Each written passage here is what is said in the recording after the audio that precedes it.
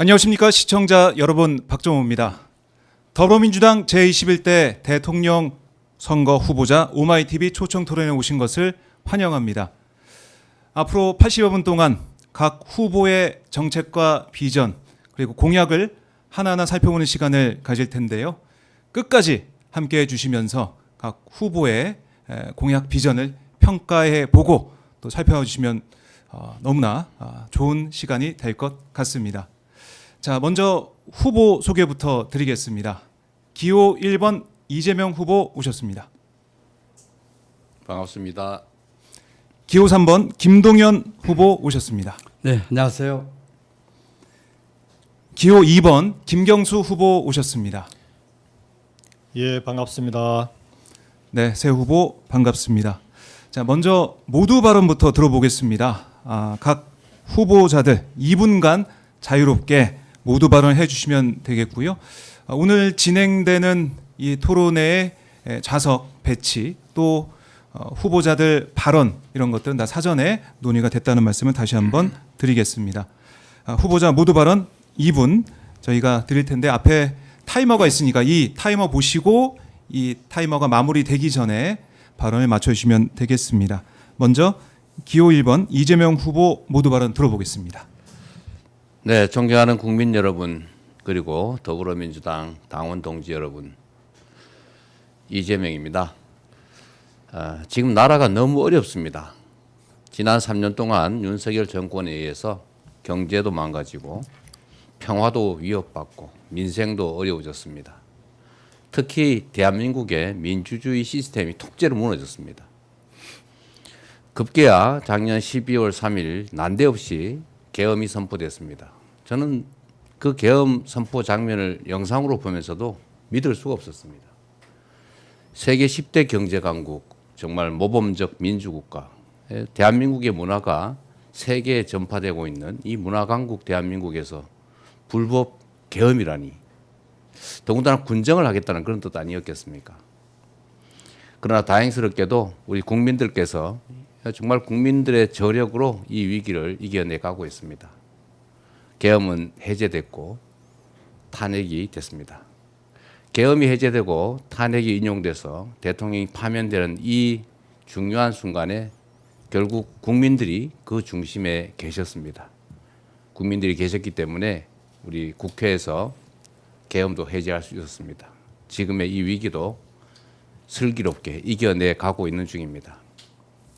대한민국이 지금까지 여러 위기를 겪으면서도 참으로 대한민국이 세계에 자랑할 그런 성과를 만들어냈습니다. 위대한 국민들의 저력 때문이라고 생각합니다. 지금 비록 어렵지만 우리가 조금만 힘을 합치면 얼마든지 이 위기를 극복하고 새로운 세상, 더 나아진 세상 만들 수 있습니다. 우리 국민들의 충직한 도구로 위대한 새로운 나라 꼭 만들겠습니다. 우리 국민들의 뜻이 제대로 반영되는 나라, 저 이재명에게 맡겨주시기 바랍니다. 고맙습니다. 네, 이재명 후보 모두 발언 들어봤습니다. 이어서 기호 3번 김동연 후보 모두 발언 들어보겠습니다. 저는 평소에 잠을 잘 자는 편입니다. 그런데 2008년 금융위기 때 자다가 벌떡벌떡 잠이 깼습니다. 그 당시 저는 청와대 경제금융비서관으로 이 위기 극복에 최전선에 선 사령관 역할을 했었습니다. 모든 수단을 동원해서 빠른 시간 내에 극복했습니다. 2017년 계엄 이후에 첫 경제부총리로 다시 복합 경제 위기를 맞았습니다. 국제신용평가사들이 대한민국 신용평가 등급 낮춘다는 말을 듣고 뉴욕과 런던으로 날아가서 세계 평가사 대표들 만나서 간절히 이야기했습니다. 대한민국 경제에 많은 어려움을 겪었지만 그때마다 극복하고 한 단계씩 발전했다. 지금의 이 어려움도 반드시 극복한다. 대한민국 경제를 믿어달라. 결국 국가 신용 등급 떨어지지 않았습니다. 지금의 대한민국 경제는 그때보다 더 어렵습니다. 경기 침체, 윤석열 역주행, 트럼프 관세 태풍, 그리고 내란까지 겹쳤습니다. 김대중 대통령께서 취임식 때 어려운 상황 이야기하면서 땀과 노력을 요구한다는 얘기를 하면서 울었던 기억 하십니까? 지금이 바로 그런 상황입니다. 과연 이 경제 위기 누가 가장 잘 극복할 수 있겠습니까? 이재명 후보, 김경수 후보 두 분 후보님 훌륭하십니다. 그렇지만 경제 위기 극복 제가 가장 잘할 수 있습니다. 반드시 경제 극복하겠습니다. 대한민국 경제 운영을 총괄했던 경험, 위기 극복했던 경험, 경제는 말과 구호가 아니라 실천과 경험으로 하기 때문입니다. 맡겨주시면 이 어려운 경제 위기 반드시 극복하도록 하겠습니다. 제 손을 잡아주십시오. 네, 김동연 후보 모두 발언 들어봤습니다. 이어서 기호 2번 김경수 후보 모두 발언 들어보겠습니다. 존경하는 국민 여러분, 그리고 당원 동지 여러분, 대한민국 메가시티 전도사 기호 2번 김경수입니다. 제가 어제 그제 1박 2일간 전북을 시작으로 호남을 다녀왔습니다. 제 아내의 고향이 전남 신안인데다 목포와 강주에서 학교를 나온 덕분에 많은 분들이 호남의 사위라고 반겨주셨습니다. 고맙습니다. 그런데 국민 여러분, 왜 선거 때마다 우리 유권자들께서는 후보들에게 호남의 사위니, 영남의 아들이니, 충청의 아들이니 이런 지역 연고를 찾게 되는 걸까요? 물론 후보자들에게야 선거운동에 도움이 되겠지만 유권자들로서는 왜 그런 연고가 필요하겠습니까? 제가 볼 때는 선거 때마다 수많은 후보들이, 대선 후보들이 많은 지역 공약을 내놓습니다. 그렇지만 선거가 끝나면 그 공약들이 제대로 지켜지기가 쉽지 않습니다. 그러면 지역 홀대론이니 소외론이니 이런 얘기들이 반복돼서 나옵니다. 이런 일이 반복되는 가장 큰 이유는 지역의 운명이, 지역의 발전이 중앙정부의 손에 매달려 있기 때문입니다. 그러니 대선 후보 공약에 하나라도 더 넣으려고 애를 쓰는 겁니다. 이제는 바뀌어야 합니다. 이 문제의 해법이 제가 지금까지 줄기차게 이번 경선 과정에서 얘기하고 있는 5대 권역별 메가시티 정책입니다. 이제는 국민의힘 후보들조차 권역별 메가시티를 얘기하고 있습니다.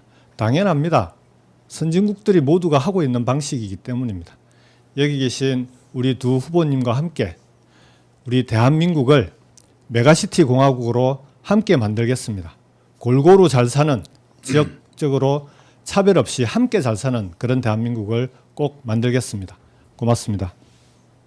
네, 김경수 후보 모두 발언 잘 들어봤습니다. 자, 이렇게 세 후보 모두 발언 들어봤는데 세 후보 다 시간을 너무나 잘 지켜주시네요.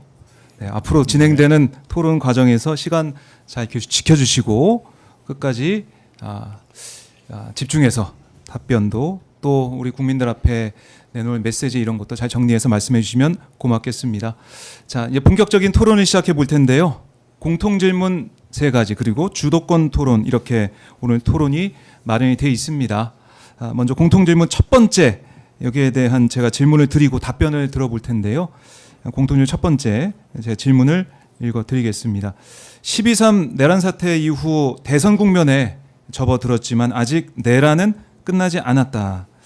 이런 목소리가 계속해서 더 커지고 있다는 생각이 들어요. 저는 그만큼 내란에 대한 우리 국민들의 이 걱정 이걸 과연 어떻게 처리하고 어떻게 재발 방책을 마련해야 될까 이런 목소리를 많이 내고 계신데요. 내란 종식 어떻게 해야 될까요? 여기에 대한 세 후보의 답변을 들어보도록 하겠습니다. 자, 이번에는 먼저 김동연 후보의 답변부터 들어보겠습니다. 3분 드리겠습니다.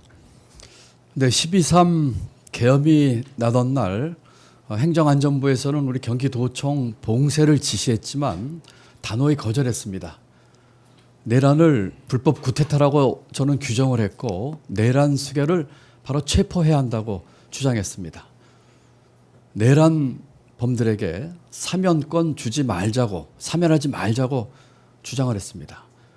내란 세력들에 대한 이 단죄가 내란 종식의 시작이긴 합니다만 그것만으로는 안 됩니다. 2가지가 더 있었으면 좋겠습니다. 첫 번째는 개헌이고 두 번째는 국민 통합입니다. 다시는 윤석열과 같은 그와 같은 사람이 나오지 않도록 하는 내란을 항구적으로 종식시키는 시스템의 구축이 필요합니다. 그것은 개헌을 통한 제7 공화국의 완성입니다. 지금의 이 헌법으로는 계엄을 막을 수 있는 여러 가지 절차들이 많이 미흡합니다. 계엄 요건, 또 권한 대행에 이번에 그 헌법재판관 임명해서 보았다시피 불법한 미비한 점들, 또 검찰의 선택적 수사, 그리고 보다 근본적으로는 제왕적 대통령제인 승자 독식 구조 이와 같은 것을 깨는 개헌이야말로 계엄을 또는 내란을 항구조로 종식하는 가장 큰 첫걸음이라고 생각합니다. 이제 87 체제 종식해야 합니다. 항구적인 이와 같은 제도 개선을 통해서 다시는 윤석열과 같은 다시는 불법 계엄을 꿈도 꾸지 못하게 하는 일이 있어야겠습니다. 두 번째는 국민 통합입니다. 국민 통합은 여러 가지 부문에서 일어나야 할 것입니다. 만약에 이번 대선 끝나고 다시 또 지금보다 더한 국민 갈등과 대립이 생긴다면은 대한민국은 정말 한 발자국도 앞에 못 나갈 것입니다. 국민 통합을 위한 첫 번째는 정치 개혁입니다. 가장 먼저 우리 국회의원 선거법부터 개정했으면 좋겠습니다. 지금은 선거에 승복할 수 없는 제도를 가지고 있습니다. 한 표만 더 이겨도 모든 것을 갖는 승자독식 구조하에서 죽기 살기로 싸우고 상대편은 적이고 죽여야 할 상대가 됩니다. 이러다 보니 통합과 타협은 이루어지지 않습니다. 선거법 제도를 포함한 우리 정치 개혁이 함께 이루어지는 그와 같은 것이 우리 국민 통합을 이룰 수 있습니다. 개헌을 통한 제7공화국의 완성, 선거제도와 각종 국회의원 특권 내려두기 등을 통한 정치개혁, 이것이 함께 국민 통합을 이룰 때 항구적인 내란 종식 할 수 있다고 생각합니다. 임기 단축해서라도 그와 같은 일을 하겠다는 저 김동연, 제가 반드시 해내겠습니다. 네, 김동연 후보 답변 들어봤습니다. 자, 이어서 김경수 후보 내란 종식에 대한 생각 들어보도록 하겠습니다. 3분 드립니다. 내란을 종식시키는 가장 확실한 방법은 내란 세력을 확실하게 단죄하는 것입니다. 불법 계엄과 내란 세력을 단죄하지 않고는 재발 방지를 할 수가 없습니다. 왜냐하면 이번 계엄과 내란으로 처벌받지 않는데 다음번에 어떤 대통령이 또 들어와서 이런 계엄과 내란을 일으키지 않는다고 보장하겠습니까? 확실한 단죄 없이는 재발 방지가 어렵습니다. 12.12 내란과 5.18 강주에 대한 분명한 처벌과 단죄가 있었기 때문에 이번 계엄을 막을 수 있었다고 합니다. 우리 대한민국은 이번에도 또 한 번 광주에 빚을 졌습니다. 5.18 광주 정신을 헌법 전문에 꼭 수록해야 되는 이유입니다. 내란 세력을 확실하게 단죄하기 위해서는 정권이 교체되자마자 신속하게 특검을 임명하고 그 특검에 의해서 미진한 부분들을 수사해서 진상을 조사한 다음에 책임자를 처벌해야 되는 이 과정을 가장 신속하게 진행해야 된다고 봅니다. 그와 함께 꼭 필요한 것이 사회 대개혁입니다. 이런 계엄과 내란 세력들을 종식시키는 데 있어서는 이 과정에서 우리가 두 눈으로 목도했듯이 국민들의 갈등과 분열이 엄청나게 깊어졌습니다. 이번 과정에서 내란 세력의 뿌리가 얼마나 깊은지, 내란 세력의 폭이 얼마나 많이 넓어졌는지 우리가 두 눈으로 직접 목도했습니다. 이런 갈등과 분열을 극복하기 위해서는 단지 내란 세력을 단죄하는 것만으로는 극복하기가 어렵다고 생각합니다. 반드시 이런 갈등과 분열이 생긴 원인을 찾아서 사회를 대개혁해야 됩니다. 저는 이 갈등과 분열의 원인을 두 가지라고 생각합니다. 첫 번째는 갈수록 심화되고 있는 경제적 불평등입니다. 두 번째는 역시 갈수록 벌어지고 있는 지역 격차입니다. 경제적 불평등은 최소한 절대 빈곤만큼은 없는 나라를 만드는 그 점에서부터 출발하고 지역 격차는 말씀드렸던 5대 권역별 메가시티로 지역 격차를 해소해 나가야 합니다. 마지막으로 내란 종식의 완성은 저는 개헌을 통해서 이루어진다고 생각합니다. 개헌은 여러 가지 많은 개헌의 과제 중에서 가장 우선적으로 해야 될 건 계엄 방지 개헌만큼은 확실히 해야 된다는 겁니다. 개헌 과정에서 평시에 계엄을 할 수 있도록 만들어 놓은 이 조항은 반드시 폐지해야 됩니다. 그 외에 많은 다양한 개헌 과제들을 정권 교체 이후에 다음 지방선거까지 400일간 국민들과의 협의를 거쳐서 개헌 논의를 통해서 제7공화국의 문을 열어야 확실한 내란 종식이 된다고 생각합니다. 네, 김경수 후보 발언 들어봤습니다. 자, 이어서 공통질문 첫 번째 마지막 답변입니다. 이재명 후보 내란 종식 어떻게 될지 네. 들어보겠습니다. 네, 두 분 말씀 잘 들었습니다. 훌륭한 생각이시고요. 어떤 사건이 벌어졌을 때 우리는 그 사건의 원인이 뭐냐, 그리고 그 원인을 제거하기 위해서 노력하고 그걸 제도화하는 게 당연히 필요하죠. 계엄도 마찬가지입니다. 왜 이런 일이 벌어졌을까? 그리고 그 피해는 어떤가?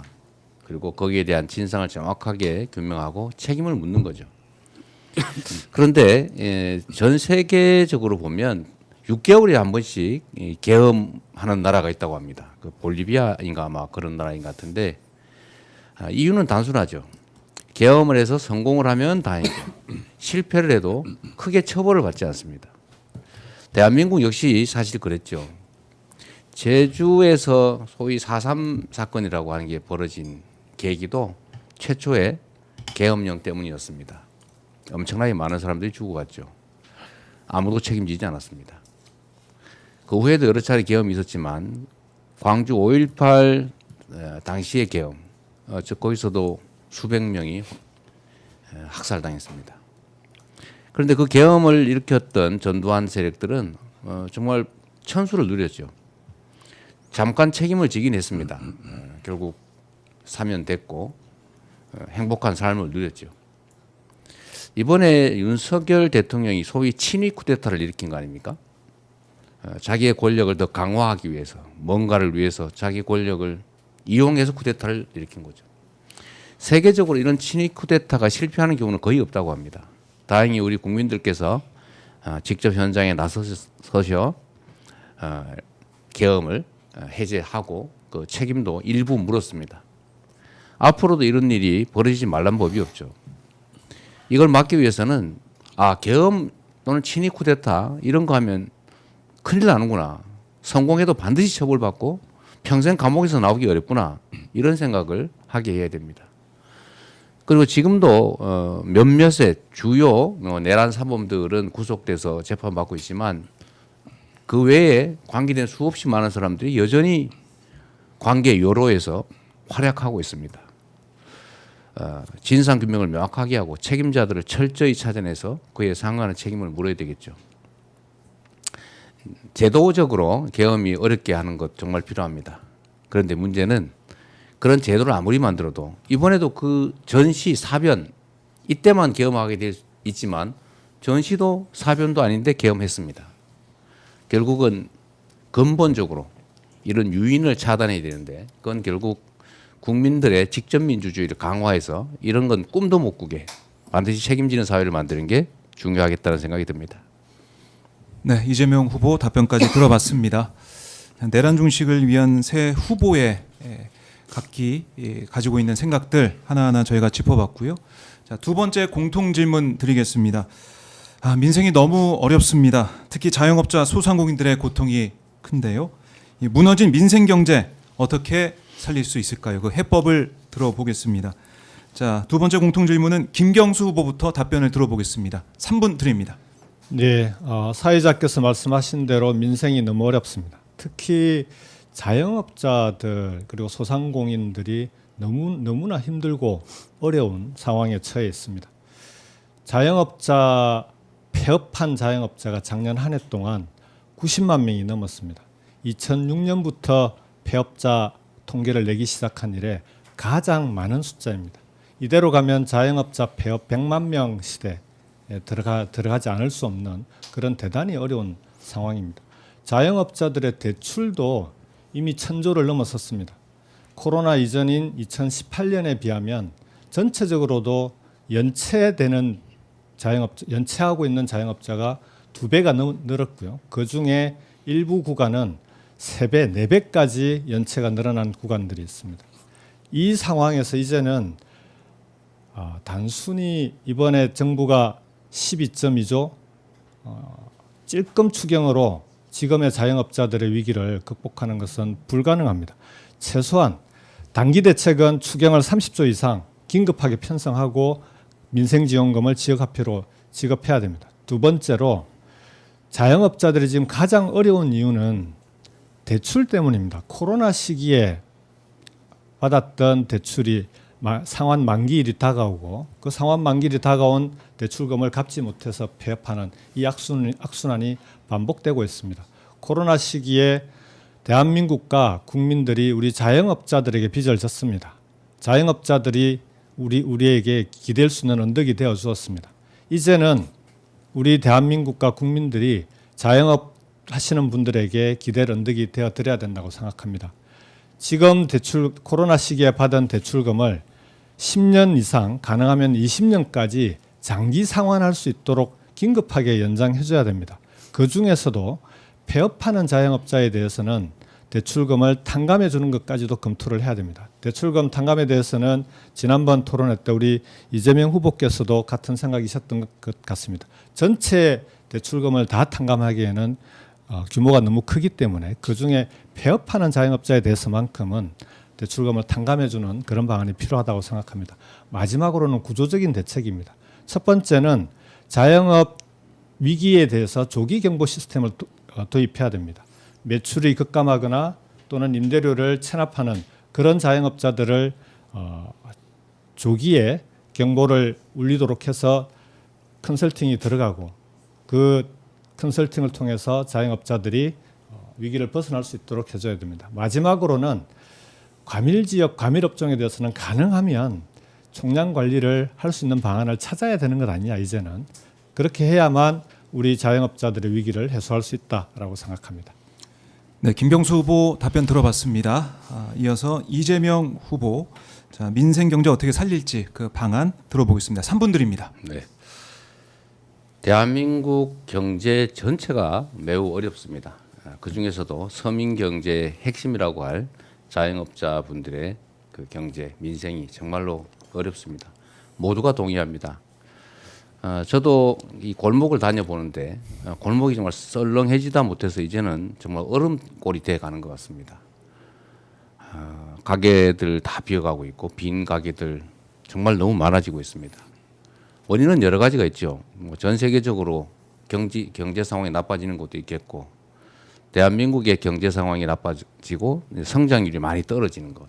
그 중에서도 양극화가 심해지면서 경제 총량은 어느 정도 유지되지만 서민들의 몫이 매우 줄어든다는 것, 그것도 큰 문제 같습니다. 특히 작년 12월 3일 이제 내란 사태 때문에 연말 경기도 사라지고 우리 국민들이 바깥 모임을 거의 안 하는 이런 위축된 심리 상태 때문에 경제가 더욱 어려워진 상태입니다.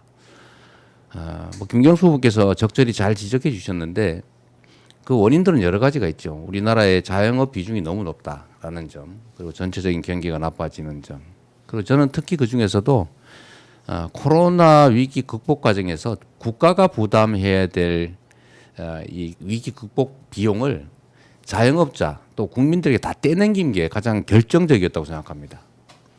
다른 나라들은 국가 부채가 늘어나는 걸 감수하면서 국가의 비용으로 자영업을 지원을 해줬는데 우리나라는 그 극복 과정에서 자영업자들에게 국민들에게 돈을 빌려줘서 국민들이 비용을 부담하게 만들었던 거죠.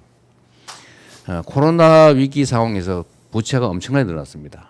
그걸 잠깐 뭐 연장도 해주고 했지만 결국은 거기가 사라진 건 아니고 빚만 이자만 계속 늘어나는 상황이 됐습니다. 요즘은 말씀들을 들어보니까 폐업을 하려도 폐업을 못 한다고 해요. 그 이유가 연체나 이런 것들을 다 해결하지 않으면 폐업을 안 받아준다고 합니다.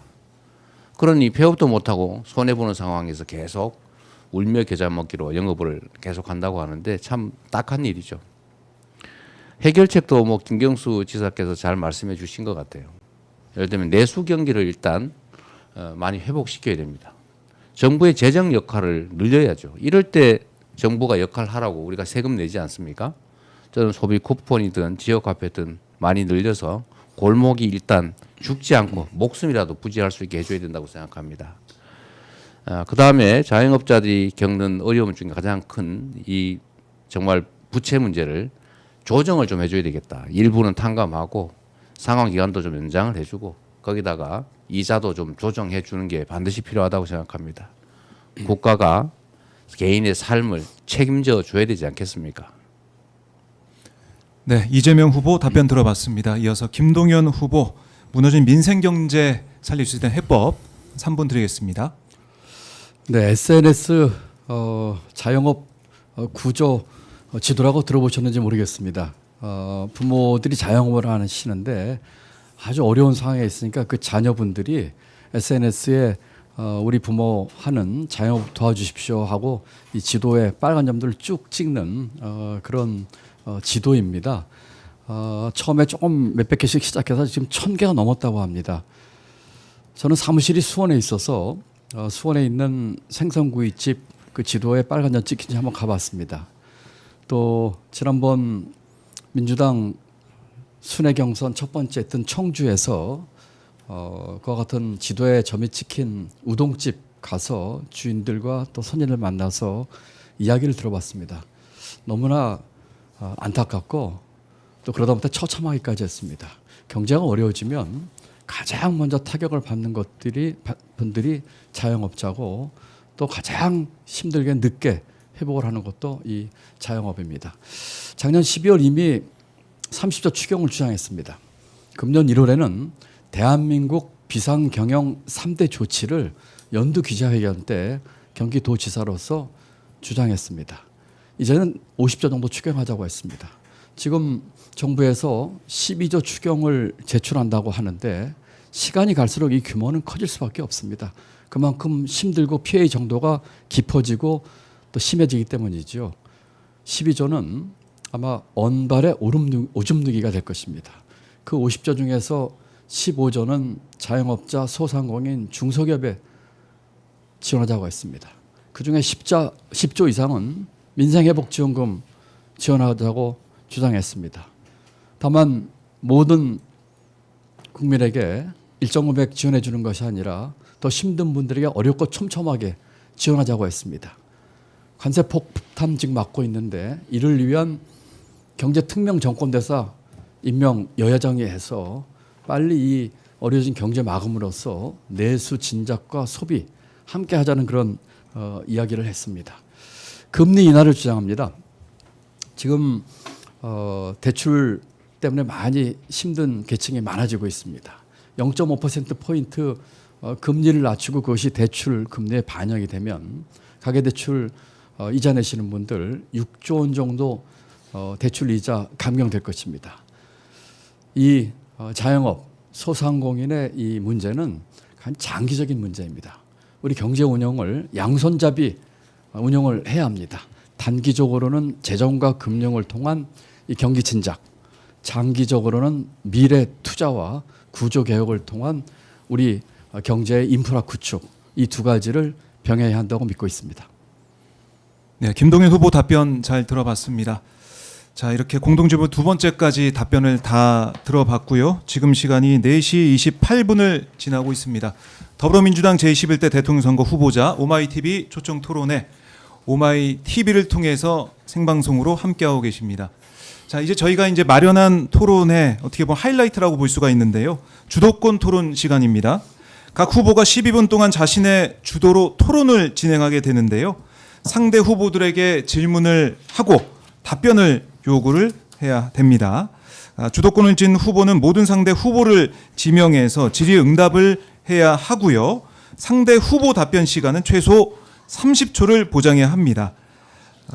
주도권을 가지고 있기 때문에 상대 후보가 답변하는 것에 대해서 적절히 제지하면서도 또 다른 질문을 하실 수도 있고 주도권을 가지고 토론을 진행하시면 되겠습니다. 이 상대 후보의 답변, 그러니까 이 진행 상황에서 뭔가 좀 껄끄럽지 않은 그런 상황이 벌어지면 제가 개입을 하겠지만 그 전까지는 12분 동안 각 후보가 오롯이 그 시간을 가지고 활용하시면 되겠습니다. 자, 주도권 토론 12분씩 드리는 이 순서. 먼저 이재명 후보부터 시작을 해 주시죠.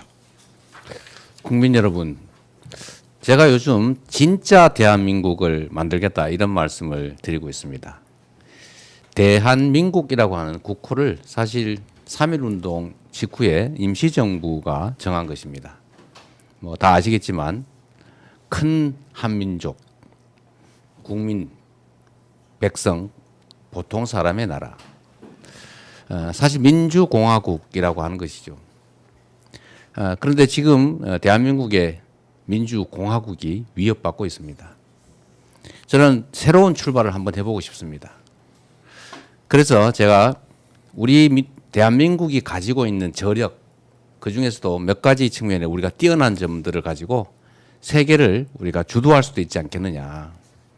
그 중에 가장 많이 회자되는 게 바로 문화일 것입니다. K-팝, K-드라마, K-무비, K-푸드. 여러 영역들도 있습니다만 저는 문화가 상당히 큰 우리의 장점이 될 수도 있겠다 이런 생각이 듭니다. 방위산업 뭐 사실 우리가 매우 뛰어나죠. 그리고 앞으로 AI 기술 분야에서도 우리가 지금은 잠시 뒤처져 있지만 우리가 힘을 합쳐서 투자하면 상당히 성과를 낼 수 있을 거다 이렇게 생각을 합니다. K 이니셔티브를 통해서 세계를 주도하는 새로운 대한민국으로 우리가 나아가 보자라고 하는 것인데, 자 우리 두 분 후보님들께도 이런 얘기 한번 나눠보고 싶어요. 저는 우리 민족, 요즘은 민족이라기보다는 국민이라고 하는 게 더 적절할 것 같은데, 저는 엄청난 저력을 가지고 있다고 생각해요. 전 세계에서 아마 무혈로 현실 권력의 이런 권력 찬탈 시도, 확대 시도, 쿠데타 시도 이런 것들을 막아내는 경우가, 또는 권력을 끌어내리는 경우가 아마 역사적으로 처음 있는 일일 겁니다. 두 번씩이나 있는데, 저는 이 K 민주주의 역시도 이 대한민국이 전 세계에 자랑할 만한, 세계 전파할 만한 우리의 자랑이다라는 생각이 들어요.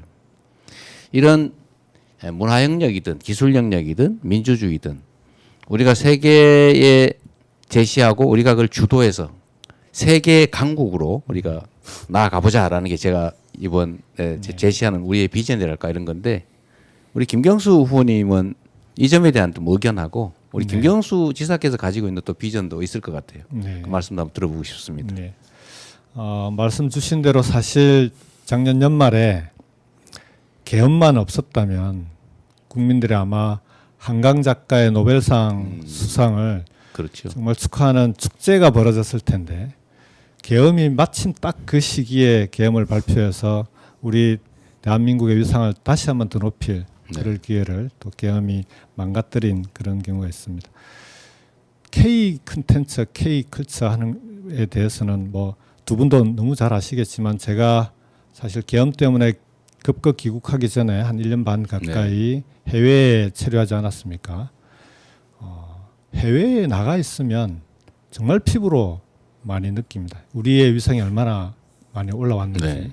근데 이제 이렇게 올라온 위상을 앞으로 계속 어떻게 유지할 거냐가 저는 더 중요하다고 봅니다. 지금 속을 들여다보면 사실은 우리 콘텐츠 생산하고 있는 현장에 있는 분들이 대단히 어렵습니다. 우리 이 후보님도 잘 아시겠지만 그 어려운 현장의 콘텐츠 제작자들에게 우리 K 콘텐츠의 그 생태계, 그 콘텐츠 제작자들이 걱정 없이 콘텐츠를 마음껏 생산할 수 있도록 만드는 생태계 조성에 국가가 직접적으로 지금 이제는 투자를 해야 되고 지원해야 된다. 다만 문화에 있어서 정부의 지원은 반드시 팔길이 원칙을 유지해야 됩니다. 지원은 하되 절대 간섭하면 반드시 문제가 생깁니다. 그래서 충분한 지원을 통해서 콘텐츠 제작자들이 걱정 없이 창작 활동에 임하게 하되, 정부의 지원은 간섭하지 않도록, 내용에는 간섭하지 않는, 그렇게 해서 문화가 다시 한번 재도약하고 꽃을 피울 수 있도록 하는 그런 방향으로 가야 된다고 생각합니다. 네, 좋은 의견이시고요. 저는 그 측면에서 대한민국 외교의 방향을 좀 바꿔야 되겠다 그런 생각을 하고 있어요. 지금 전 세계적으로 외교에 관한 예산은 좀 적고, 맞습니다. 또 외교 인력도 적고, 근데 외교 공간 수는 확 많아졌더라고요. 그게 좀 특수한 이유가 있던데 나중에 말씀드리기로 하고, 어쨌든 이 외교 공간들을 좀 이게 문화 그 수출이랄까, 뭐 문화 확산에 좀 플랫폼으로 사용하면 좋겠다 그런 생각해봤습니다.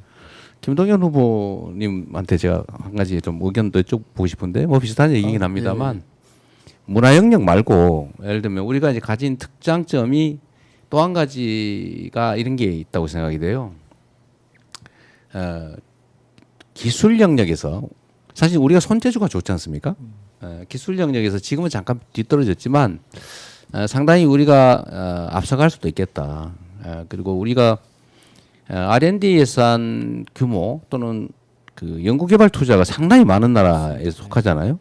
근데 그 효율적인지 아닌지가 좀 논란이 있긴 한데 기술 영역에서도 우리가 저는 세계에 좀 선두를 차지할 수도 있겠다. 뭐 최선두는 아니겠지만 우리 김동연 후보께서는 어쨌든 경제 담당도 하셨고 하니까 이 부분에 대한 어떤 계획들이 있으실 것 같아요. 뭐 어떤 비전을 가지고 계신지.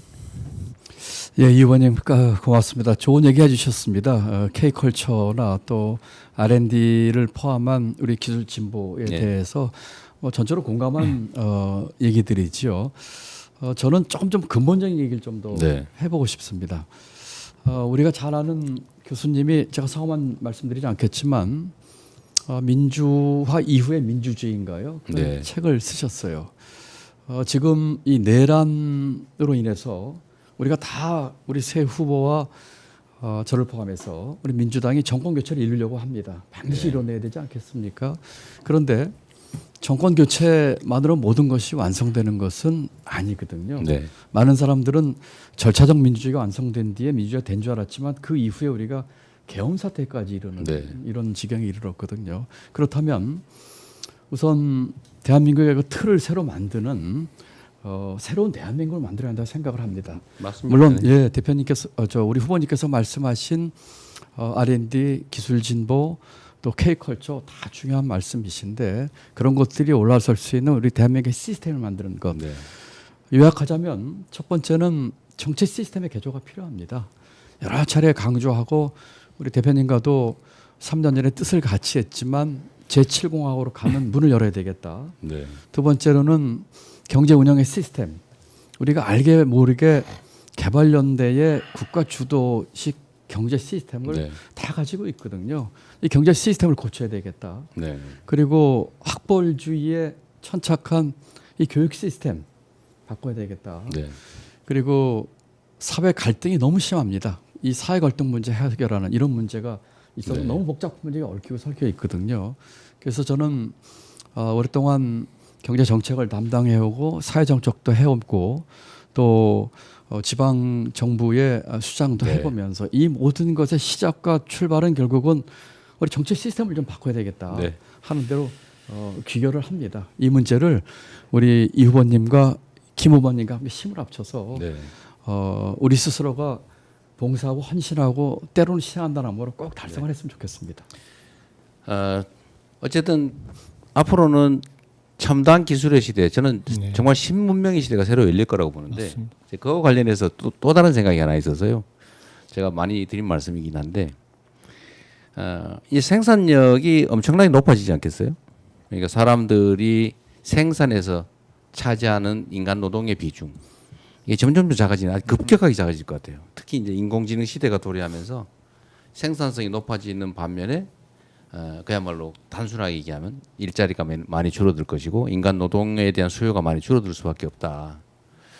사회 전체적으로 본다면 생산성은 엄청나게 높아져서 사람이 필요로 하는 것들을 충분하게 생산을 해내겠지만 사람들의 몫이 적어지니까 예를 들어 기여도가 적어지니까 이게 분배에 문제가 생기지 않습니까? 그러면 결국은 기존의 복지제도 그러니까 원하는 사람은 얼마든지 일할 수 있다라는 그 대전제가 사라지는 거죠.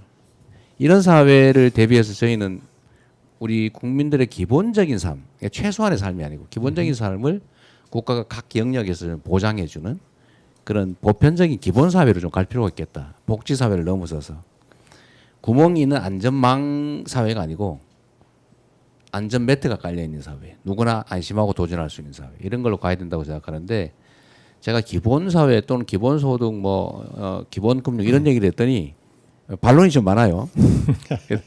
그 점에 대해서 우리 두 분 의견 한번 들어보고 싶습니다. 먼저 예. 저부터 우리 할까요? 김- 네, 네. 김동연 저는 후보자 뭐 하시죠. 우리 이 후보님 그 취지는 충분히 이해를 하고 하지만 조금 생각 좀 다른 생각을 가지고 있습니다. 말씀하신 것처럼 기술 진보와 앞으로 먼 미래에 일하는 소수와 일하지 않는 다수가 있는 사회를 상정하면 네. 기본소득을 필요한 기본사회가 필요하죠. 네. 그렇지만 그 전까지는 우리가 우리 사회의 생산을 높이는 방법으로서 지금은 좀 성급하다. 저는 기본소득과 대응되는 기회소득을 주장했고 네. 기회소득은 우리 사회에 가치를 창출하는 분들에게 제한적으로 또 한시로 주는 네. 그런 지원을 통해서 근로의욕 고취하고 함께 더불어 사는 세상을 만들려고 하고 있습니다. 지금은 성급하다. 그 점에 동의해요. 지금 당장 하자는 거 아닙니다. 그러니까 준비하자. 지금은 사실 잠깐만요. 지금은 사실은 그 성장과 경제에 집중해야 될 시기인 거 맞습니다. 우리 김경수 후보님 말씀 한번 들어보시죠. 기본 사회라고 하는 우리 이 후보님의 방향에 대해서는 저도 동의합니다. 네. 네, 기본소득의 경우에는 결국 얼마 전에 이제 무디스에서 나온 보고서를 보더라도 지금 기본소득으로 바로 가기에는 네. 정부 재정에 문제가 있는 거 아니냐라고 쉽지 해서 않죠. 예. 그러면 단계적으로 우리가 풀어 나가야 될 텐데 저는 지금 대한민국에서 가장 필요한 기본사회 요소는 빈곤 해소입니다. 네. 절대 빈곤선 이하에 있는 국민이 거의 10% 가까이 됩니다. 특히나 우리 산업화 세대를 책임졌던 네. 우리 부모 세대인 노인 빈곤율이 제일 높지 않습니까? 거기서부터 알겠습니다. 풀어 나가는 게 맞다 이렇게 생각합니다. 네, 말씀하신 것처럼 이게 지금 당장 할 수 있는 일도 아니고 당장 해야 되는 것도 아닌데 문제는 준비해야 된다. 지금은 너무 어려운 시기여서 경제와 성장에 집중할 시기여서 그런 거지 우리가 이걸 포기한 건 아니다. 이 말씀을 네. 드리고 싶었어요. 좋습니다. 네. 네, 이재명 후보 주도권 토론 잘 들어봤습니다. 시간을 잘 맞춰주셨습니다. 자, 이어서 김동연 후보 주도권 토론 12분 드리겠습니다. 예, 고맙습니다. 우리 이 대표님 주도권 토론에서 답변 시간 충분히 보장해 주시고 좋습니다. 이게 뭐 토론회라기보다 뭐 간담회 같은 느낌이 들어서 조금 그 우리 국민 앞에 우리가 정권 교체를 하고 우리가 어떤 일을 할 것인가에 대해서 조금 이렇게 얘기를 하는 것이 좋을 것 같습니다. 두 분께 같이 여쭈려고 합니다만 지금 이번에 새로 들어서는 정부는 인수위도 없어요. 네. 그리고 바로 선거 다음 날 새 대통령이 취임을 합니다. 그러면은 어떤 일을 할 것인가가 굉장히 중요하거든요. 그러면은 임기 첫 100일 동안 어떤 일을 할 것인지에 대한 계획이 네. 필요할 것입니다.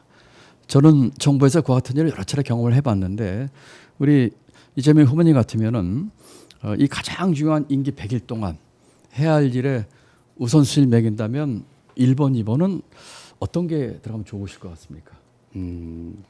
뭐 사실 지금 단계도 이미 상당 정도 준비는 하고 있어요. 이게 인수위가 없기 때문에 곧바로 준비를 집행을 해야 되고 지금 뭐 순서를 딱 정해놓은 건 아닌데 제일 중요한 건 아마 한미 통상 문제 협상을 하는 거겠죠. 또 한 가지는 저는 지금 당장 우리 민생이 너무 어렵다. 그런 측면에서 국내 내수 진작을 위한 긴급 조치를 좀 해야 되지 않겠냐. 뭐 그런 생각하고 있습니다. 네, 우리 김경수 후보님도 짧게 제가 이 문제는 좀 여러 개 같이 한번 의논하고 싶으니까 우리 김경수 후보님도 짧게 짧게 답변하기 어려운 질문이 아니다 짧게 할 수 있습니다. 첫 번째는 인수위가 없기 때문에 지난번 문재인 정부 출범 때처럼 국정기획자문위와 같은 인수위를 대신하는 걸 긴급하게 구성해서 정책 공약을 정리해서 소위 5개년 계획을 빨리 세우는 게 제일 중요하다. 네. 그리고 내각 구성은 바로 착수해야 될 거 아니겠습니까? 세 번째로는 한반도 평화의 문제입니다. 전쟁을 방지할 수 있는 대비 태세를 빨리 시급하게 갖춰야 됩니다. 왜냐하면 지금 그게 무너져 있거든요. 네. 마지막으로 말씀하신 대로 관세 전쟁에 대비하는 통상 협상에 대비하기 위한 민관의 협의 기구를 빨리 구성해야 된다 이렇게 생각합니다. 감사합니다. 짧게 대주셔서 좀 급해지네요. 이런 그 생산적인 토론이 우리 국민에게 신뢰를 주고 더 큰 민주당으로 가는 길이라고 저는 생각을 하기 때문입니다. 그 맞습니다. 이 경제 문제가 가장 중요하기 때문에 저 같으면은 저는 경제 워룸 같은 거를 만들어서 대통령이 주재하는 이 비상경제 대책회를 만들까 생각을 하고 있습니다. 경제가 가장 급한 거 아니겠습니까? 자, 경제 문제에 대해서 우리 이재명 후보님께 여쭙겠습니다. 그렇다면은 그 경제에 있어서는 과연 어떤 일을 만약에 그 대통령 지시로 마치 트럼프의 행정명령처럼 경제 문제에 있어서 대통령 지시로 또는 정부가 가장 먼저 해야 할 조치로는 어떤 걸 생각하고 계신지. 그래서 아까 궁금합니다. 말씀드린 것처럼 뭐 딱 1번, 2번 이렇게 정해놓은 건 아니죠. 아니고 일단은 사실은 경제 의논 팀을 만드는 게 제일 중요할 것 같아요. 지금 국정이라고 하는 거를 즉시 아무렇게나 지시를 한다고 해도 쉽지가 않고 지시를 하기 위한 시스템을 만드는 게 중요하겠죠. 인사도 미리 준비 좀 해야 되겠고 경제사령탑도 구성을 해야 되고 또 예를 들면 공직자들의 상황 보고도 받아야 될 테고 그러나 어쨌든 그 중심은 저는 기업들의 뭐 수출 상황이나 이런 것들은 자체적으로 어느 정도는 대비를 할 테니까 힘없는 서민들이 지금 당장 살아나갈 민생 추경부터 저는 확실하게 챙겨야 되지 않을까 그렇게 생각하고 있습니다. 예를 들면 이런 거 아닐까요? 오늘 선거가 끝나고 바로 취임을 합니다. 그때 이제 그 뭘 해야 될지를 팀을 만들어서 그 의논을 하면 전 좀 늦을 것 같아요. 그렇기 때문에 취임 100일 후에 할 일들에 대해서 인수위만큼은 아니어도 우선순위에 따라서 준비를 해놓고 바로 뭐 예를 들면은 취임한 대통령 첫날 첫 행보부터가 굉장히 상징적이지 않겠습니까? 예를 들면은 자 나는 감세를 동결하겠다. 또는 트럼프와 통화해서 상호 이익 동맹으로서 지금 관세 유예 나하고 바로 만나자. 만나기까지는 관세 유예 조치를 연장을 좀 하자. 관세 유예 조치가 지금 7월 9일인가 8일까지입니다. 이런 것들이 필요하고 또 말씀하신 것처럼 추경에 있어서도 지금 아마 대선 전까지 추경이 과연 정리가 될지 모르겠어요. 그렇다면은 정리가 되면 뭐 2차 추경을 하든 정리가 안 되면 대폭적인 추경을 통해서 이 경제를 푸는 이런 문제가 있어야 되지 않을까 생각을 합니다. 아마 우리 김경수 씨한테 비슷한 생각이신 것 같아서 정치 문제로 좀 넘어가겠습니다. 네. 바로 해야 할 일 정치 문제로. 저는 이 첫 100일이 그 제7공화국을 여는 새 공화국을 준비하는 기간으로서 대단히 중요하다고 생각을 하고 있습니다. 개헌을 위한 절차에 바로 돌입하겠습니다.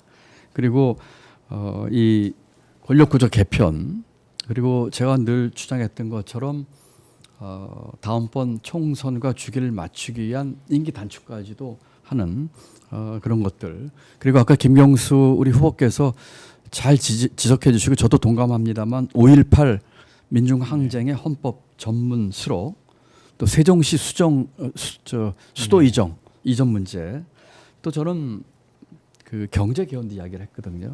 그래서 이 정치 쪽에 있어서 대통령이 되는 분이 가장 먼저 이 100일 동안 해야 할 일은 어떤 걸 생각하시는지 이 대표님 말씀해 주시고 우리 김 의원님 말씀해 주시면 어떨까요?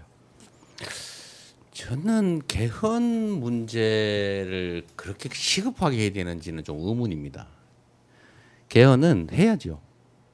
개헌은 저는 뭐 대통령 중임제로 그다음에 국회의 권한을 좀 강화하는 방향으로 기본권을 강화하고 자치분권을 강화하고 뭐 5.18 정신을 헌법 전문에 심는다든지 뭐 이런 등등의 그때 대체적으로 얘기된 뭐 결선 투표제 도입이나 이런 거 해야 되는데 그게 예를 들면 지금 현재 국민들이 먹고 사는 문제에 직결된 것도 아니고 그 개헌된 그 헌법이 즉시 시행되는 것도 아니고 어차피 그 다음에 천천히 시행될 텐데 그건 좀 여유를 두어도 괜찮겠다. 일단 경제 민생 문제에 좀 집중할 필요가 있다고 생각하고요. 정치적 영역에서 해야 될 일이라면 당연히 사실은 국회 그 중에서도 야당하고 많이 만나야 되지 않을까요? 물론 뭐 국회가 우리 민주당이 다수당이기 때문에 뭐 업무 효율성이 있긴 하겠지만 지금 우리가 극복해야 될 가장 큰 과제가 이 국민들 사이의 분열상 이걸 극복하는 거예요. 소위 통합이 가장 큰 과제인데 그러려면 야당이든 아니면 전문가든 뭐 국민들과 토론 시간을 많이 가져야 되겠죠. 알겠습니다. 그 이 저한테 후보님, 답변 주장. 네, 제가 잠깐만 그 이 후보님 말씀에 네, 네. 그 조금 더 토론을 하고 싶어서 네. 이 후보님 그 말씀에 대한 제 의견을 말씀드리자면 네. 먹고 사는 문제 제일 중요하기 때문에 이제 경제 얘기를 제가 했어요. 네. 그런데 역대 정부에서 대통령이 되고는 그 전에 약속한 개헌의 추진을 거의 하지 않았거나 또는 해도 이렇게 성공하지 못했습니다. 네. 그렇기 때문에 개헌을 천천히 시간을 두고 하겠다든지 또 지난번 토론 때처럼 대통령실이나 국회 세종 이전은 일단은 용산을 썼다가 청와대 갔다가 하겠다든지 하는 거는 자칫 국민들이 보시기에는 임기 내에 안 하겠다라는 말로 들릴 것 같아요. 그래서 제가 다시 얘기를 또 드려서 그렇긴 합니다만 이미 3년 전에 대표님하고 저하고는 개헌과 임기 단축에 대해서는 100% 의견 동의를 하셨고 함께 추진하기로 했기 때문에 저는 이 문제에 있어서는 국민의 먹고 사는 문제는 먹고 사는 문제로 해결을 하고 이 정치적인 이런 문제는 시급하게 같이 했으면 하는 의지를 다시 한번 표명드리라 말씀을 드리고요. 우리 김경수 후보님도 이 새 대통령이 100일 내에 네. 가장 빨리 할 정치적인 이슈 예. 말씀을 좀 해주시면 고맙겠습니다. 예. 우선 개헌 문제를 먼저 말씀하셨으니까 그 부분에 대한 입장부터 먼저 말씀드리는 게 좋을 것 같은데 저도 개헌이 대단히 중요하다고 생각합니다. 근데 문제는 개헌 논의의 전제 조건은 개헌에 논의하는 정치 세력이 절대 내란 세력과 동거하는 정치 세력과는 개헌 논의를 당장 착수하기 어렵다는 겁니다. 지금은 국민의힘이 대선 이후에 가장 먼저 해야 될 일은 윤석열과의 동거를 끝내야죠. 헌법 파괴 세력하고 함께 동거하면서 헌법을 새롭게 만들자는 논의를 어떻게 합니까? 저는 국민의힘이 내란 세력과 결별하는 것이 우리 대한민국의 보수 정당을 새롭게 만들고 한국 정치를 바로 하는데도 대단히 중요하다. 그렇게 해야만 이후에 개헌 논의가 훨씬 신속하게 갈 겁니다. 안 그러면 지금 상태로 개헌 논의하면요. 지금 헌법 파괴 세력들하고 함께 개헌 논의해 보십시오. 그게 제대로 되겠습니까? 한 가지만 더 말씀드릴게요. 3년 임기 단축 부분은 저도 이제 그 고민을 많이 해봤는데 이건 조금 신중하게 접근하실 필요가 있지 않을까. 왜냐하면 만일 이게 확정되면 심적시 레임덕에 들어갈 우려가 있지 않을까 하는 그런 걱정이 좀 있습니다. 그래서 이 부분은 개헌 논의 과정에서 우리가 좀 신중하게 접근해야 되는 것 아닌가 이런 생각을 합니다. 그 임기 단축 부분에 대해서는 저도 제 소신을 다시 한번 말씀을 드리고 싶어요. 말씀드린 것처럼 우리 이재명 후보님과 3년 전에 임기 1년 단축을 이야기를 했죠. 그때는 이제 지방선거 주기를 맞추자고 이야기를 했죠. 이번에는 이제 총선거 맞추다 보니까 3년인데 이것은 이 일을 추진하겠다는 강력한 의지의 표현이고 약속인 것이죠. 그때 대표님, 저 후보님 기억나십니까? 저하고 그 합의서에 사인하시면서 이것은 저와의 약속이 아니라 국민과의 약속이라고 하셨고 같은 생각이셨고 지금도 같은 생각이라고 저는 믿고 있어요. 그런 의지를 보여주면서 추진하겠다고 하는 것이고 3년 레임덕은 저는 크게 걱정하지 않습니다. 네. 어차피 우리가 가진 권력 먼저 나눠주고 내려놓고 진정성 가지고 해야 할 일들 개헌, 검찰 개혁, 기득권 개혁이 쭉 나가면 되는 것이죠. 예. 우리 알겠습니다. 이재명 후보님께 짧은 거 하나 여쭤보겠습니다. 오늘 뉴스를 나오기 전에 봤는데 보수 유튜브 만나가지고 친일파 과거사 문제 모두 덮으려 한다 이런 이야기를 하셨다고 그랬는데 저는 뭐 사실 같지가 않은데 이 얘기는 어떻게 된 것인지 얘기를 해주시죠. 네, 그래서 간단하게 말씀드리면 그게 중간 생략이 된 거예요. 지금 이념 문제나 이런 것들로 너무 분열되고 대결이 격화되어 있는데 지금은 사실 먹고 사는 문제에 집중할 때다. 그런 문제들은 가급적이면 좀 지금 단계에서는 알겠습니다. 이게 빠져있다는 말씀드리고요. 네, 네, 알겠습니다. 30초는 보장을 한다니까 제가 얘기 조금만 드릴게요. 지금 15초밖에 안 남았어. 네. 아니 개헌 얘기는 아까 말씀드렸지만 상대가 일단 집권을 하면 상대가 반대하기 때문에 안 된 거지. 문재인 대통령도 개헌하려고 노력했어요. 그래서 원래 빨리 해야 됩니다. 알겠습니다. 예, 예, 제 시간이 없습니다만 친일파 과거사 문제는 모두 덮으려고 한다는 거는 저는 뭐 우리 이 후보님 그 본래의 마음은 아니라고 생각을 하고 있고 모름지기 지도자는 이런 것에 있어서 역사관과 또 이런 문제에 있어서 확고한 중심을 잡아야 한다고 생각을 하고 있습니다. 감사합니다. 네, 알겠습니다. 자, 이제 12분 좀 넘었긴 했지만 그래도 답변과 또 거기에 대한 또 마무리 발언이 있었기 때문에 저희가 좀 더 들어봤습니다. 자, 이어서 김경수 후보 주도권 토론 12분 드리겠습니다.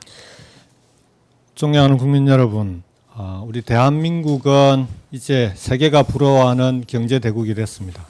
군사 대국이기도 하고 그리고 개발도상국이 가장 닮고 싶어하는 따라가고 싶어하는 그런 나라가 됐습니다. 자, 이제 대한민국이 선진국이 됐는데 이제는 그냥 선진국이 아니라 좀 품격 있는 선진국이 돼야 할 때가 아닌가 그렇게 생각합니다. 품격 있는 선진국의 가장 중요한 문제는 최소한 최저빈곤선 이하에 있는 국민들은 이제는 이 문제만큼은 해결해야 되는 거 아닌가.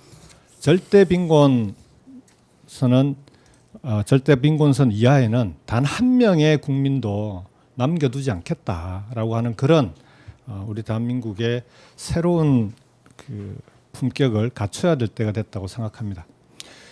지난 4월 2일에도 또 우리가 불행한 뉴스를 접했습니다.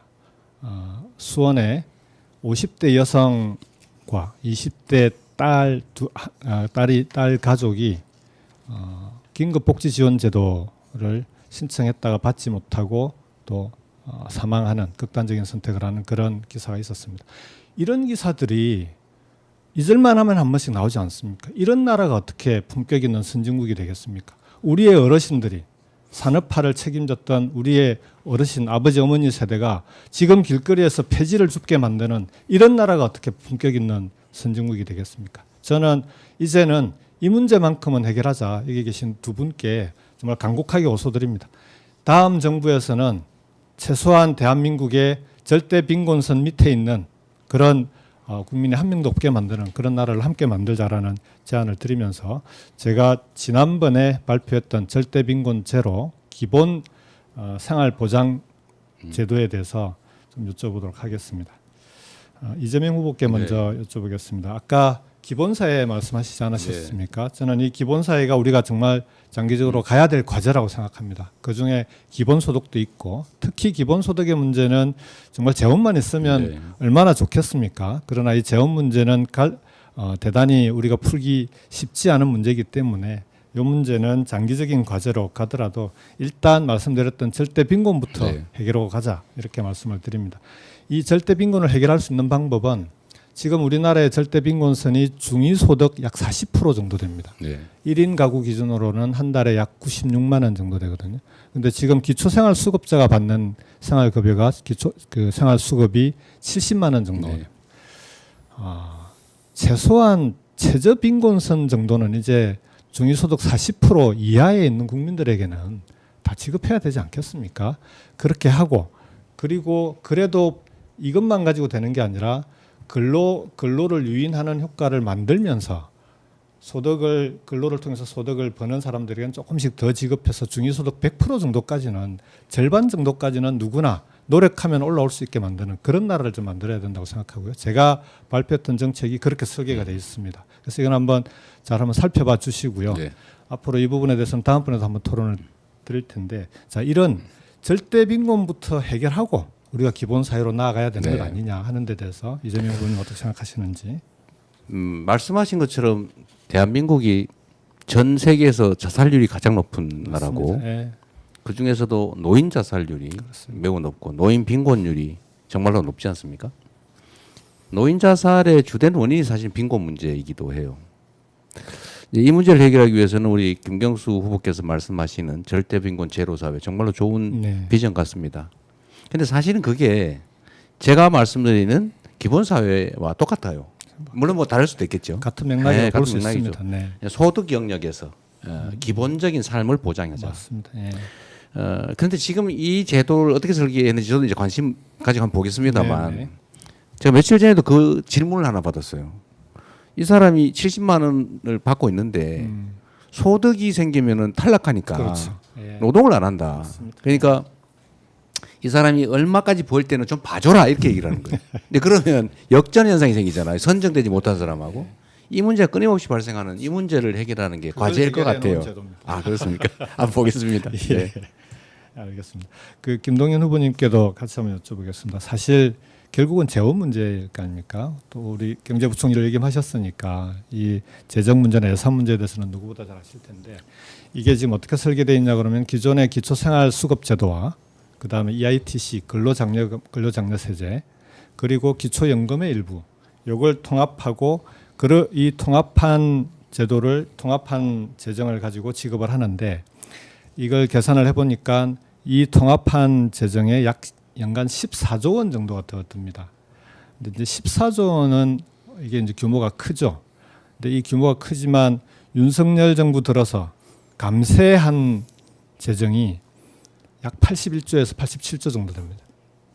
이 감세로 인해서 무너진 정부 재정만 정상화하더라도 저는 이 14조 원의 그 절대빈곤 제로를 위한 재원은 충당 가능하다. 그 정도면 해볼 만한 거 아니냐. 대한민국이 품격 있는 선진국으로 하는데 이 정도의 예산을 우리가 감당해야 되는 것 아니냐라고 생각하는데 이 부분에 대해서 어떻게 생각하시는지 의견 부탁드리겠습니다. 네, 김 의원님 질문 고맙습니다. 이 기초수급자들이 조금 소득이 넘어가서 차상위로 올라가면 지원이 그렇죠. 끊겨요. 탈락하죠. 예, 그게 네. 이제 문지방 효과라고도 하고 있는데 그런 문제에 대한 해결이라든지 EITC 확대는 제가 경제부총리 때 가장 많이 맞습니다. 확대를 예, 좋은 시켰습니다. 제도입니다. 예, 네. 시켰는데 지금 말씀하신 취지와 내용은 아주 좋습니다. 네. 그리고 기본적으로 동의합니다. 근데 하나 짚고 넘어갈 게 있어요. 네. 그 돈을 어디서 마련할까입니다. 그러니까요. 지금 많은 분들이 감세 주장하고 있지 않습니까? 정치권에서 지금 아주 솔직히 말씀드리면 여당이 감세 안 내놓으면 우리 당에서도 일부 받고 이렇게 하면서 감세하고 있습니다. 투자를 이런데 하겠노라고 그 공약 내세우고 있고 또 복지도 확대하겠다고 하는데 감세 이야기만 하면서 약간 포퓰리즘적인 이런 접근을 해서는 국민들에게 자칫하면 예.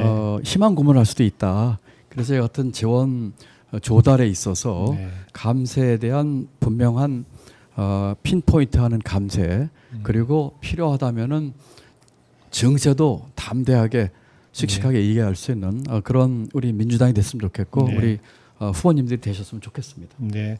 아까 이 부분에 대해서는 세원 문제에 대해서는 우리 이재명 후보께서도 잠깐 언급을 하셨는데 생산성은 높아지고 고용은 줄고 이런 부분들에 대해서 새로운 세원도 발굴이 필요한 거 아니냐라고 했는데 저는 이런 새로운 세원을 발굴하기 전에 정부가 먼저 뼈를 깎는 자기 희생을 하고 그리고 국민들로부터 세정과 재정에 대한 신뢰를 얻고 그리고 이번 정부에서 지난 정부죠. 윤석열 정부에서 무너진 재정을 정상화하고 자, 그러고도 모자라면 국민들과 협의하자. 근데 새로운 세원은 반드시 고용은 일어나지 않는데 수익만 엄청나게 늘어나는 이 첨단 산업 분야들이 계속 그렇게 가지 않습니까? 이런 분야는 이 부분에서는 우리가 세금을 어떻게 할 건지 이건 좀 사회적 논의와 합의가 좀 필요하지 않을까? 그런 분야에서는 세원을 새롭게 발굴할 필요가 있겠다라고 생각을 합니다. 이어서 질문을 좀 드리겠습니다. 제가 아까 메가시티 전도사라고 소개를 했는데 네. 두 분께서도 이 방향에 대해서는 동의하는 것 같아서 우선 감사를 드리고요. 청년들이 지역을 떠납니다. 제가 호남을 갔을 때도 보면 연간 약 10,000여 명 가까운 청년들이 30대 이하 청년들이 다 수도권으로 다른 지역으로 떠나가고 있고 부울경만 하더라도 연간 약 15,000명 내외의 청년들이 지역을 떠납니다. 일자리를 찾아 떠납니다. 좋은 일자리, 자기가 가고 싶은 일자리를 찾아 떠나는데 문제는 떠나지 않게 하려면 지역에 지방에 좋은 일자리를 만들어야 되지 않겠습니까? 그러려면 기업을 유치하거나 기업이 찾아오게 해야 되는데 문제는 기업들은 수도권으로 계속 몰려가고 있다는 겁니다. 특히 연구개발이나 반도체 같은 첨단 산업 분야들은 더 수도권으로 몰려옵니다. 왜냐하면은 그 기업인들하고 얘기를 해보면 수도권에 가야 사람을 뽑을 수 있다라고 하는데 이때 말하는 사람은 하이닉스 반도체가 구미로 안 가고 용인을 갔을 때 제일 큰 이유가 공장이 10,000명을 고용을 하면 그중에 50% 이상이 석박사급의 연구개발 인력이라는 거예요. 구미로 가면 뽑을 수가 없습니다. 이 얘기거든요. 그러면 지방은 어떡합니까? 앞으로 그러면 이런 첨단 산업 좋은 일자리는 전부 수도권에서 만들어지고 또 청년들은 수도권으로 올라가고 수도권에 올라간 청년들은 경쟁 속에서 피폐해져서 지역으로 돌아오더라도 인생의 낙오자라고 인생의 패배자가 되는 이 구조로는 대한민국의 미래는 없다고 생각합니다. 그래서 지역의 기업이 찾아오게 만드는 청년들이 갈 만한 좋은 일자리를 지역에 만들 수 있는 방법이 뭐가 있을까? 이 부분에서 두 분의 시간이 많지 않아서 간단하게 말씀을 해주시고 모자라는 건 다음 토론 때 제가 듣도록 하겠습니다. 제가 먼저 말씀을 드릴까요? 저는 이미 10개 대기업 도시와 10개 서울대를 만드는 거를 공약에 넣었습니다. 최근에 민주당에서 예. 10개 서울대 이야기를 따라와줘서 대기업 고맙게 도시요? 생각하는데요. 10개 대도시 대기업 도시죠. 일본의 도시바시와 네. 비슷한 겁니다. 알겠습니다. 도요타시와 비슷한 겁니다. 알겠습니다. 대기업이 본사, 공장, 연구소를 옮길 경우에 거기에 강력한 인센티브를 주는 것이죠. 알겠습니다. 법인세 감면, 노동자에 대한 근로소득세 문제, 따라오는 그 협력업체에 대한 네. 상속세와 가업승계까지 하는 일종의 빅딜을 만드는 알겠습니다. 그런 것입니다. 예, 또 알겠습니다. 시간을 드려야 되니까. 예, 죄송합니다. 제가 이어서 짧게, 거기 지금 뭐 맞는 말씀이시고요. 저희가 구성하는 것도 비슷한데 좀 더 한다면 지방 대학들에 대한 지원을 좀 강화할 필요가 있고요. 네. 지금 연구개발직들의 양성 자체가 지방에서 잘 안 된다는 거예요. 그다음에 주거 환경, 문화생활 환경 개선이 동시에 같이 이루어져야 되고 결국은 정부 재원이 상당히 투여될 필요가 있겠다. 여기까지 하겠습니다. 알겠습니다. 말씀 감사드리고요.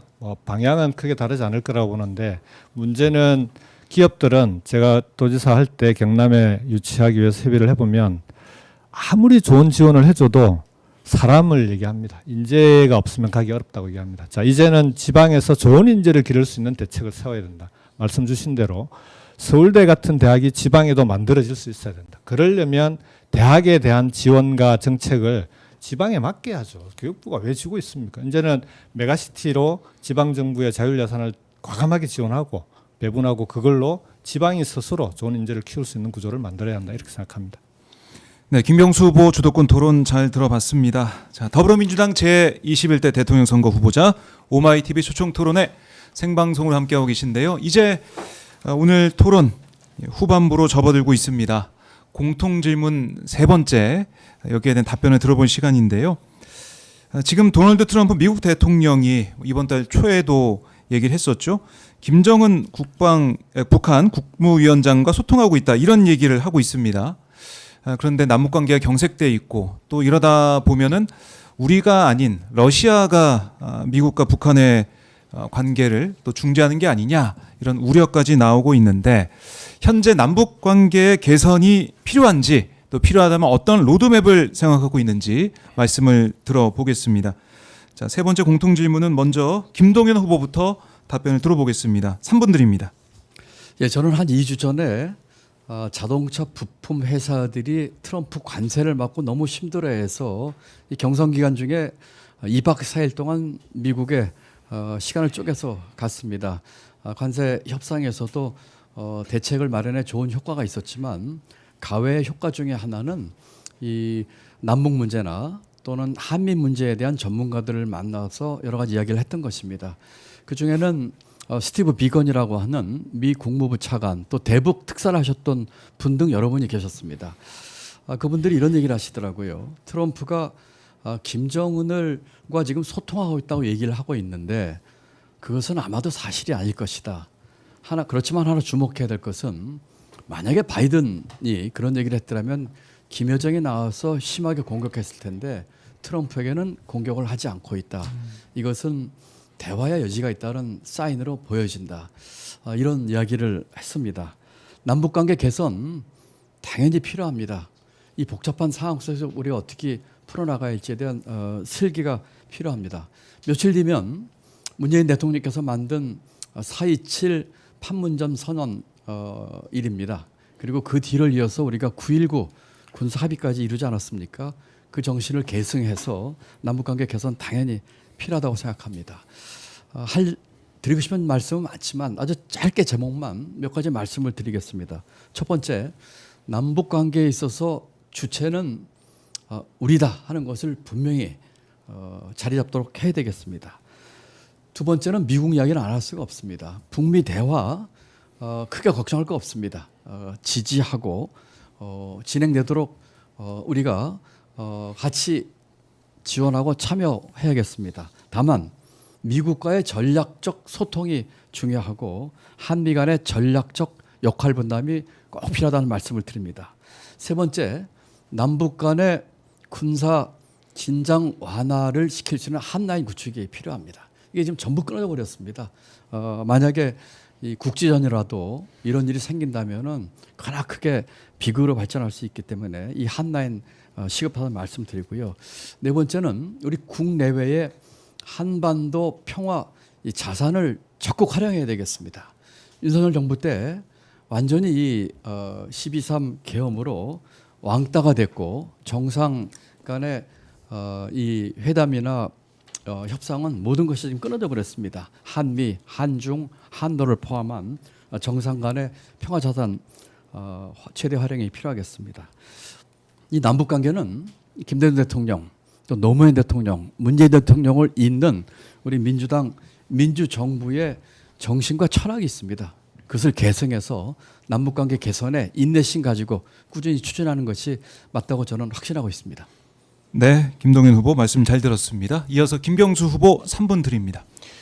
예, 남북 관계 개선은 대단히 중요합니다. 왜냐하면 한반도 평화는 안보의 문제이기도 하지만 우리 한국 경제의 문제이기도 합니다. 한반도의 평화가 위협받을 때 해외에서는 한반도에 대해서 코리아 디스카운트가 작동하지 않을 수 없습니다. 그래서 한반도 평화는 해외에서도 인정하는 평화를 구축하는 것이 대단히 중요합니다. 첫 번째, 지금 남북 관계에 있어서 평화 구축의 첫 번째 다음 정부의 과제는 군사적으로 우발적인 충돌이 절대 일어나지 않도록 만드는 조치부터 해야 된다는 겁니다. 그러려면 먼저 남북 간에 끊어져 있는 한라인부터 연결해야 됩니다. 그리고 장기적으로는 조금 전에 우리 김동연 후보께서도 말씀하셨지만 9.19 군사 합의를 포함한 남북 간의 군사적인 신뢰를 쌓아왔던 합의들을 복원해 나가면서 다시 한번 신뢰관계를 쌓아나가기 위한 정말 인내심을 갖고 하나씩 풀어나가는 그런 노력이 필요하다고 생각합니다. 두 번째는 북미 관계입니다. 결국은 한반도 평화의 핵심적인 관건은 북미 관계가 개선되느냐 아니냐에 달려 있습니다. 지금 트럼프 정부 출범 이후에 북미 관계 개선 관련해서는 남한과 무관하게 북미 간의 협상이 진행될 가능성도 존재합니다. 과거에는 이런 경우에 남한 패싱, 한국 패싱 논란이 벌어지면서 북미 간의 대화를 오히려 남한이 나서서 뒤에서 잡아당기는 그런 일들이 생기고 했는데요. 저는 그게 대단히 어리석은 짓이라고 생각합니다. 북미 간의 협상은 협상대로 빨리 진행되게끔 오히려 뒤에서 밀어주고 그렇게 해서 남한은 그 과정에서 북미 간의 협상을 하다 보면 남한이 끼지 않으면 안 되는 국민이 반드시 옵니다. 왜냐하면 미국은 북한에 대해서 자기들이 전적으로 지원을 책임질 의사가 없습니다.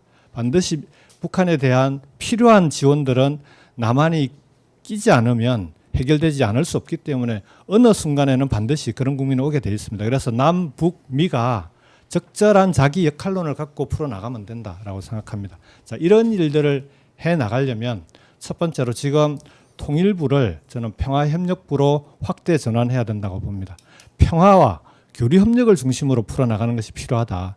통일은 당연히 우리가 지향해야 될 목표지만 장기적인 과제입니다. 지금 평화와 교류협력을 통해서 남북 간의 신뢰가 구축이 되고 원활하게 남북이 활발하게 교류해 나가면 통일은 봄 소식이 오듯이 저절로 찾아올 거다. 저는 그렇게 생각합니다. 마지막으로 자, 이런 문제들이 정권이 바뀔 때마다 손바닥 뒤집듯이 왔다 갔다 하지 않습니까? 자, 이 문제를 해결하기 위해서 적어도 한반도 평화 그리고 외교 안보 문제만큼은 초당적인 기구를 구성하자. 외교 안보 전략위원회 같은 그런 기구를 구성해서 함께 논의하고 풀어나가는 그런 지혜가 필요하다 생각합니다. 네, 김경수 후보 발언 잘 들어봤습니다. 이어서 세 번째 공통질문 마지막 답변입니다. 이재명 후보 3분 드리겠습니다. 네, 이 한반도에서의 평화 문제는 사실 생존의 문제 바로 그것입니다. 경제에도 아주 직접적인 영향을 미칩니다. 소위 코리아 디스카운트 문제의 연원이기도 하죠. 그리고 혹여라도 전쟁 같은 참화가 발생할 수도 있습니다. 한반도의 평화를 구축하는 일은 정말로 중요한 우리의 과제다 이런 생각이 듭니다. 근데 상황이 매우 안 좋습니다. 북한이 남한을 완전히 딴 나라 취급하겠다고 공언했습니다. 그리고 지금 휴전선을 따라서 장벽을 쌓고 있습니다. 뭐 여러 가지 이유가 있겠지만 남북 관계가 정말로 나빠지는데 거기에는 윤석열 정권의 이 대책 없는 강대강 정책이 크게 영향을 미쳤습니다. 힘자랑하고 무시하고 일부러 끊고 갈등을 조장했죠. 특이한 현상, 우리 국민들께서도 느끼시는 현상이 나 있습니다. 그 오물풍선 때문에 얼마나 고생했습니까? 대남 확성기 때문에 그 휴전선 인근 마을들, 도시들이 얼마나 고생했습니까? 근데 자세히 보시면 지금 그거 다 사라졌습니다. 왜 그럴까요?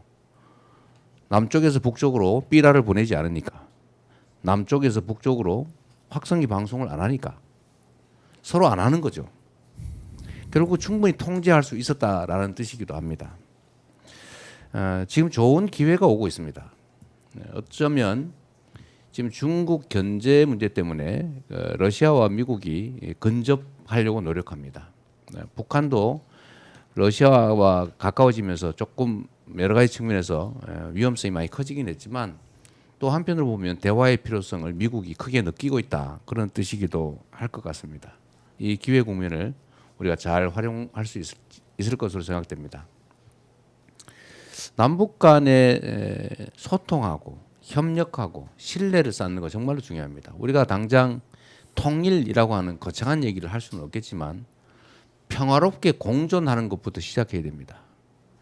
적대성이라고 하는 것들을 계속 심화시켜서는 안 되죠. 물론 우리가 강력한 국방력으로 안보를 튼튼하게 해야 되는 건 기본입니다. 그 기본 위에 우리가 대화하고 협력의 기회를 늘려나가야 되겠죠. 소위 당근과 채찍을 적절하게 잘 배합할 필요가 있겠다. 그런 생각이 듭니다. 그리고 어려운 일도 아닙니다. 노력하면 되죠. 그게 바로 능력이 아니겠습니까? 정부의 방침을 평화의 방점을 두고 국민들의 경제, 민생을 살리기 위해서 평화를 안정적으로 구축하겠다라는 생각을 가지고 외교 협력을 제대로 해나가면 얼마든지 평화체제를 다시 구축할 수 있겠다는 생각이 듭니다. 네, 이재명 후보 답변 잘 들었습니다.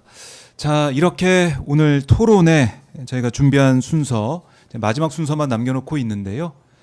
아마 오늘 시간이 많은 우리 시청자분들 또 국민들, 당원들에게 도움이 됐을 거라고 생각이 됩니다.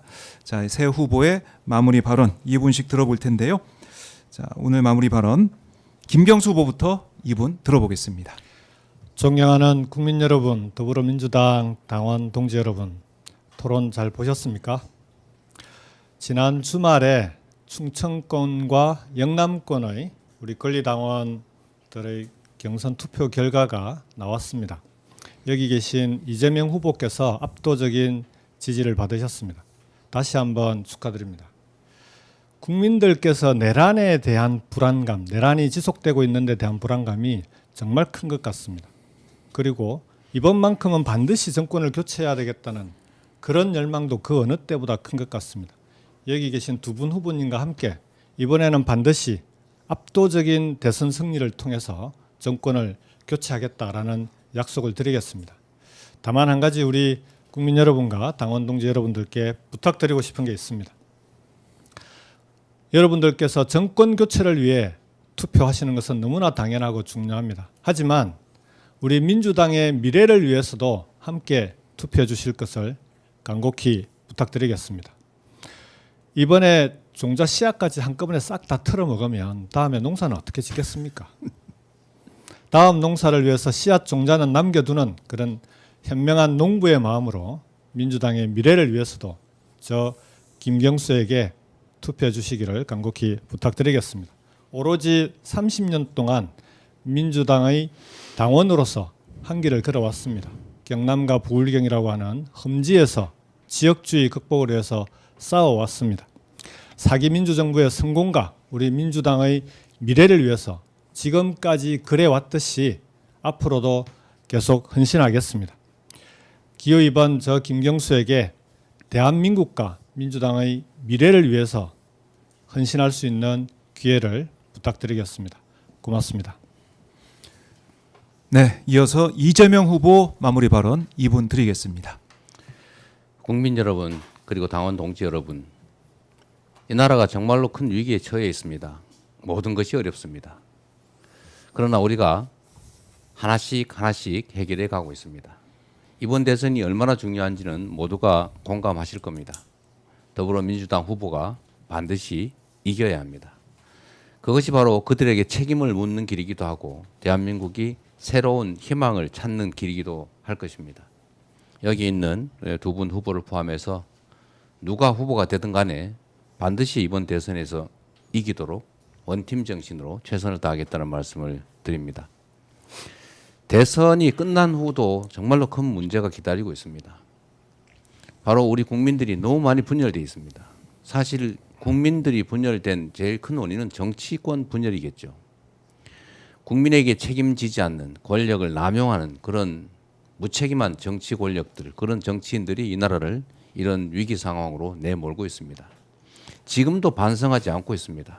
내란 수계를 끌어안고 그 내란 수계를 보호하면서 그 헌정 파괴 행위를 계속하고 있습니다.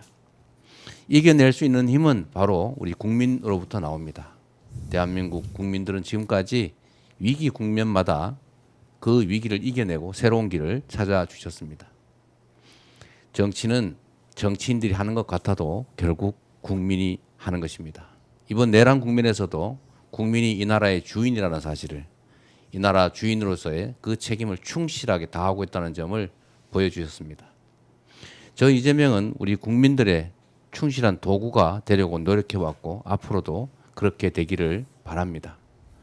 우리 국민들께서 저에게 기회를 주시면 이 나라, 이 현실의 위기를 극복하고 새로운 희망의 나라, 진짜 대한민국을 꼭 만들겠습니다. 고맙습니다. 네, 이재명 후보 2분 발언 들어봤습니다. 이어서 마지막으로 김동연 후보 마무리 발언 2분 드리겠습니다. 이번 민주당 순회 경선 첫 번째는 제 고향인 충청도에서 열렸습니다. 후보 연설을 위해서 연단에 올라서 청중들 속에서 57년 전에 돌아가신 33살에 돌아가신 저희 아버지, 청년 열혈 민주당원이셨던 아버지가 어디 앉아 계신 것 같은 생각이 들었습니다. 그 충청도 경선에서 제가 7% 얻었습니다. 지금 민주당 경선 이대로 가서는 안 됩니다.